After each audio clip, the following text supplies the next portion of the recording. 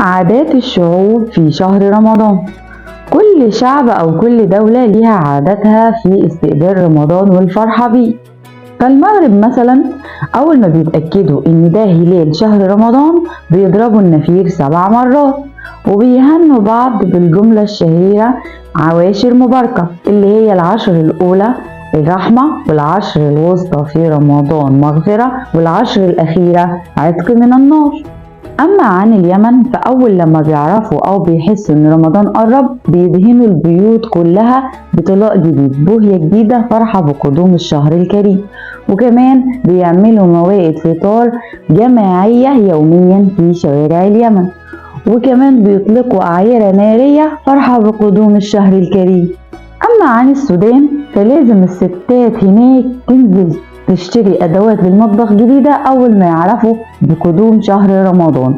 وكمان عندهم عادة جميلة قوي، إنه لازم الفطار يكون في ساحات كبيرة يتجمع فيها أسر المنطقة الواحدة ويفطروا مع بعض في رمضان على مائدة واحدة. ومن العادات الغريبة في موريتانيا مثلا إن الأزواج ممنوع عليهم ياكلوا من الأكل اللي زوجاتهم عملته، والزوجة بتاخد الأكل تروح توديه لشخص تاني هو اللي ياكله. أما عن السيدات فبيتجمعوا في ساحات المنازل وبيفطروا مع بعض فطار جماعي.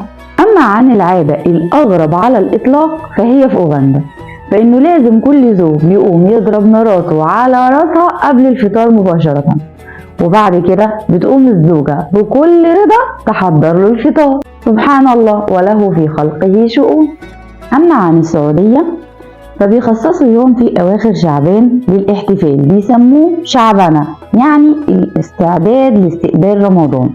اليوم ده بيتجمعوا فيه الأهل والأحباب والأصدقاء وبيقدموا فيه الأكلات الشعبية الشهيرة عندهم، وبيكون في الشوارع مليانة لافتات ولوحات بتقول مرحبا برمضان أو أهلا بالشهر الكريم، كلها جمل ترحيب بقدوم الشهر الكريم. وفي الآخر بنقول إن كل شعب وكل دولة ليها عاداتها في استقبال شهر رمضان الكريم وليها فرحتها، وكل عام وحضراتكم بخير.